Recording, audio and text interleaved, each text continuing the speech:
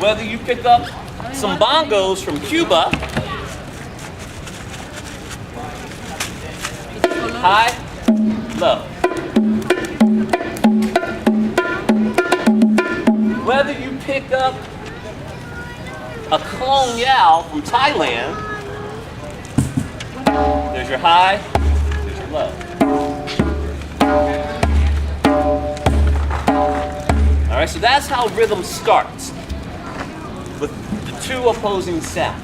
Now, once you get that concept, then it's up to you how you want to manifest that rhythm or make the rhythm happen.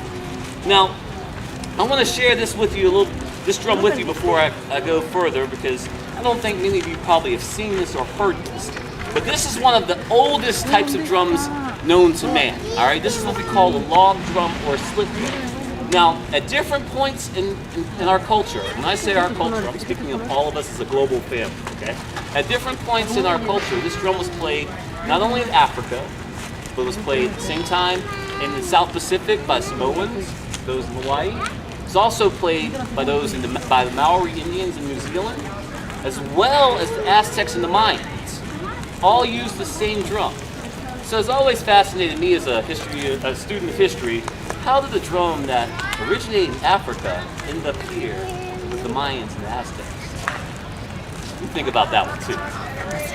Plane, it didn't go on the plane. I thought it was reading her lips. No, it was before the plane was created. No, we're all from the same place. Ah, she said the real answer was we're all from the same place. That we're all from the same place. So, you know, it just came out of us in our spirit, I guess, right? Music is a language of love, but I'm still trying to figure out how I got from Africa to here. Anyway, this concept of the rhythm, the high and the low, still applies. You hear the two sounds? The high, low.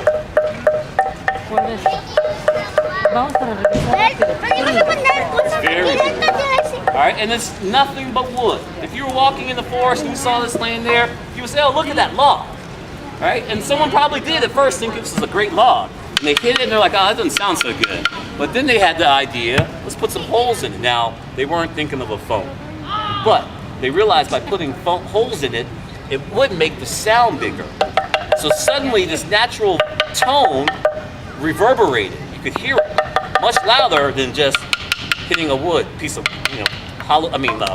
wood that's not hollow. So when you look at a tree like this, I'm not advising you to rush down and knock it down and start playing it, all right? This is a special type of wood that comes from Africa. But if cut properly, you can create a drum out of a tree without skin.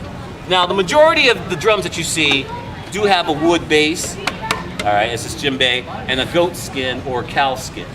But I endorse a company called Remo, who's been in business a little bit over 50 years, who in 1957 started making drums with plastic skins, all right? It was a combination of DuPont and Mylar. They got together and figured out a new way of making a product that will last a lot longer without us having to kill animals. So these types of skins, and I've left some of them all crazy so you can see when the top comes off, there's still skin there. This is the actual skin. They just put a different cover on top to make it smoother. But this substance has helped us keep animals around a lot longer. It's not only Africa and Brazil and all the other countries that play traditional drums, but here, especially in America. Now, Remo also stopped using a lot of wood. They started using what's called like a pressed wood, cardboard basically. And so these drums are environmentally correct. You find guitar centers, Sam Ash stores. If you want to take some drums home for your family, I highly recommend Remo's. They keep their tone good, and you don't have to worry about the upkeep and care that these drums require. Okay? And most importantly, when you play it, it still feels good, and you get a sound out. Now, back to the rhythm, because that's what we were talking about, the high and the low. All right, so once you get that concept, high, low, you're good to go. All right, now, it doesn't matter if you're playing a drum that's all made out of wood or one out of plastic. Because again, if you hit it and it makes a sound, then it's probably something you can make a drum. Now, do you hear the high and the low on this? That's the low, that's the high. Now, this is probably one of my favorite drums, believe it or not. I call this my drum gong. I record this thing all the time because I take a mallet out, and I don't have any other drums, and I have a lot of drums, but I don't have any other drums that make that kind of tone.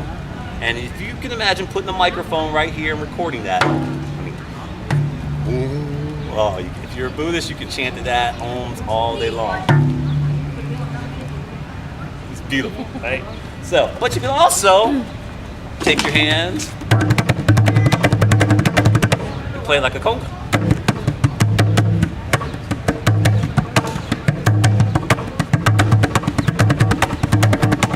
Or djembe.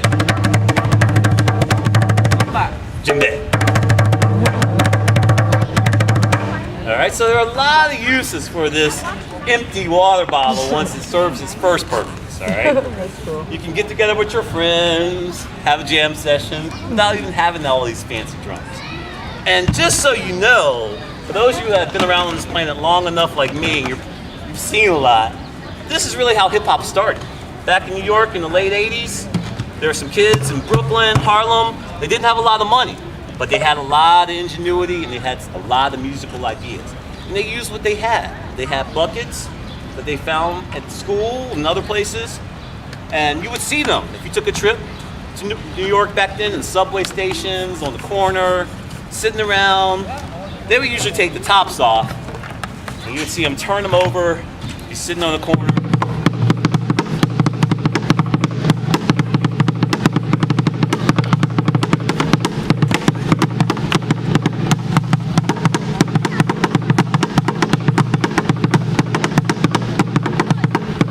Again, hear those two sounds? That's your rhythm, high, low. So as long as you have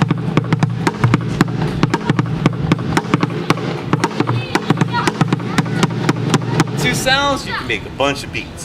But this is a special one because this is actually a drum made by Remo, and it's part of their Not So Loud drum series line, and that's what the NSL is for. So they took a bucket, put the top on it, and for the libraries, places that want to be quiet, people that live in apartments and they want to practice and they can't be loud, get some sticks, and you play on this bucket, just like that. And now you still make a little noise, but not quite like, you know what I mean.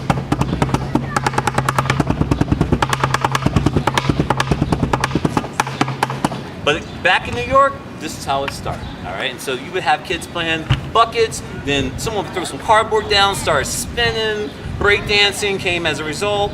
And when New York, now I'm not in New York, I'm from Virginia, but I spent a lot of time in New York when I was growing up. Whenever you're in New York, you will always find somebody that's willing to spit. And we mean rap by spit, all right? So wherever you have a beat, someone dancing and someone rapping, sounds like hip hop to me. And that was really the beginning.